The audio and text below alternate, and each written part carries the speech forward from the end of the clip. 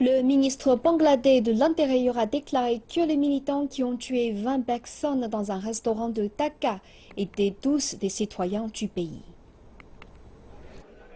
Le ministre Asaduzzaman Khan a affirmé que les terroristes ainsi que leurs parents habitaient le Bangladesh.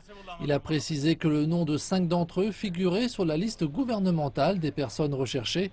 Il a ajouté que 3 des 6 hommes armés qui ont été tués avaient au moins de 22 ans. Le ministre a répété que ce sont des militants formés sur le sol national qui sont responsables d'une vague meurtrière dans le pays depuis 18 mois.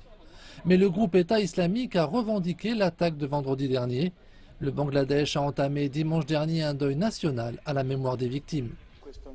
Le même jour, le Premier ministre italien Matteo Renzi a déclaré que le combat contre le terrorisme devait se poursuivre en faisant abstraction de toute clémence.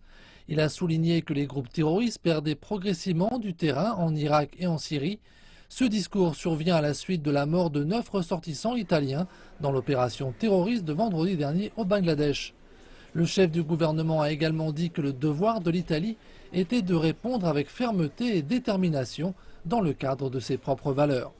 Par ailleurs, la presse italienne croit savoir que Rome pourrait déployer un avion militaire au Bangladesh pour rapatrier le corps des victimes.